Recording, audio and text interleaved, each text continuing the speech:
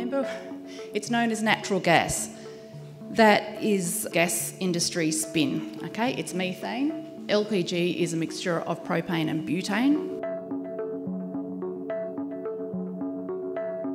The upshot of it all is basically that the risks from burning carbon inside our houses are increasingly recognised, and that we now have much safer, healthier and more energy efficient ways of heating our homes.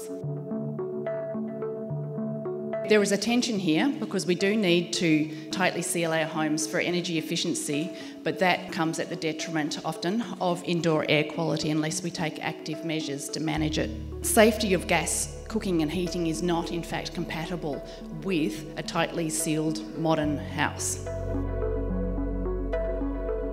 Burning gas gives you the products of combustion inside your house. All of these products of combustion can easily reach harmful levels inside your home. The risks to health and safety are being increasingly recognised, but they are unevenly distributed in our community. So those that are most at risk, children in particular, but also those in lower socioeconomic groups, they are much more at risk. Range hoods over our cooktops, they're often not used because they're noisy, and they also may not actually be exhausting to the outside.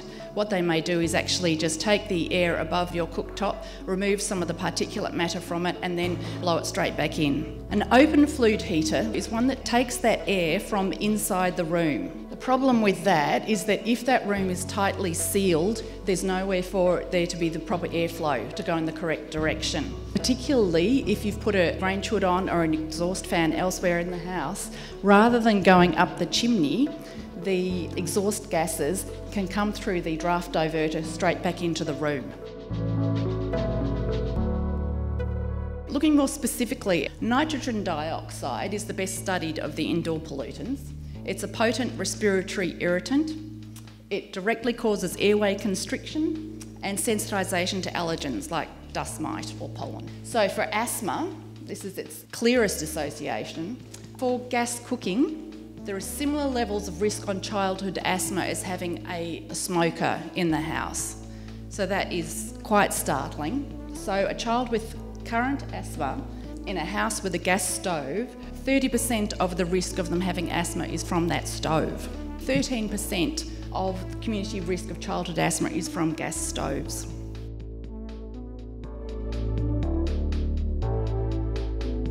PM 2.5, fine particulate matter, so that also irritates the airways, it aggravates asthma, it is involved in the development and exacerbation of chronic lung disease in adults. It's also involved with worsening heart disease and premature death in people with heart or lung disease.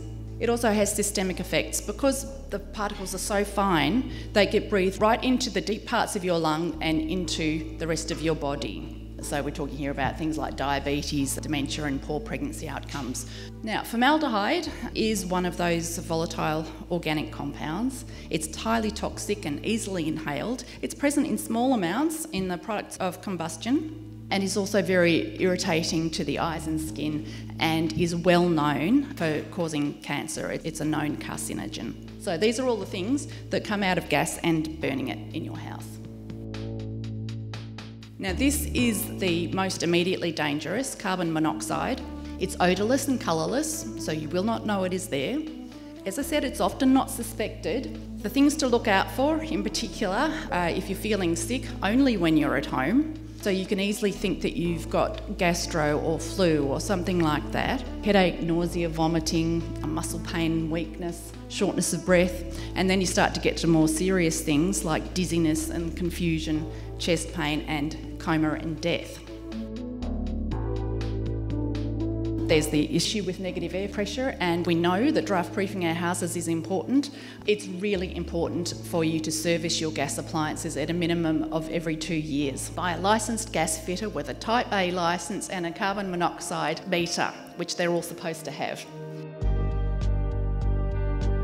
So, what to do? The interim safety measures until you can move on to safer and more efficient electric heating and cooking, preferably using renewable sources of energy. Improve the ventilation in your house. Use the range hood ducted to the outside. Open the kitchen window when you're cooking with gas. Use a plug-in electric stove. They're not that expensive. You could get one for about $100. Look for changes in operation of your gas appliance, particularly for changes in the colour or popping sounds coming from the flame. Sleep safely. Don't leave your gas heating on at night time or for extended periods of time. That increases the risk that you will never wake up. Consider a carbon monoxide alarm. There is no Australian standard, so if you are considering using one, make sure that they comply with the US or the European Union standard, but make sure it's installed correctly, and remember that it's only a backup measure. It can never entirely eliminate the risk. And never ever bring outdoor gas appliances indoors. Really, there's no good reason to be installing gas cooktops when we have such better alternatives.